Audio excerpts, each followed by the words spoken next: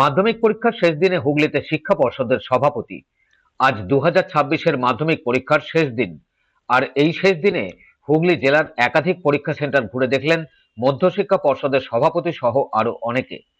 এদিন প্রথমে উত্তরপাড়া, শ্রীরামপুর, চন্দননগর, পরে মগরাগঞ্জের Uttamchand high school, Baghati girls high school সহ একাধিক বিদ্যালয় পরিদর্শন করলেন।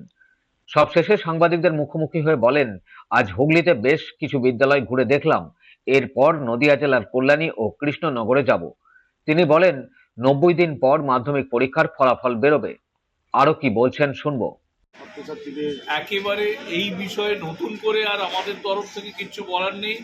আমরা বেশ কয়েক বছর ধরে, গত 3 বছর ধরে যে ব্যবস্থা আস্তে আস্তে করে তৈরি করার চেষ্টা করছি, তার সার্থক রূপায়ণ গত বছর থেকে আমরা লক্ষ্য করছি। এবছরও তাই। আজকে পরীক্ষার শেষ দিন এবং শেষ দিনের প্রায় 1 ঘন্টার ওপর পরীক্ষাও হয়ে গিয়েছে। এখনও পর্যন্ত কোনো জেলা থেকে কোনো রকম অন্যরকম খবর নেই। এখানেও তাই। আমরা হুগলি জেলাতে আজকে সকালবেলা থেকে ঘুরে দেখছি, যেখানে যেখানে গেছি সেখানকার তো বটেই, এবং যেখানে যেতে পারিনি সেখান থেকেও খবর পাচ্ছি। আমার শিক্ষক বন্ধুরা সেখান থেকে খবর নিচ্ছেন।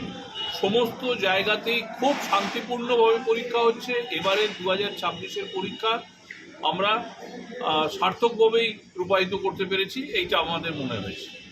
সম্ভাব্য প্রতি বছর যেরকম বেরোয় সেই রকম 90 দিনের মধ্যেই বেরোবে। এবার এক্স্যাক্টলি তো এত তাড়াতাড়ি বয়ে যায় না।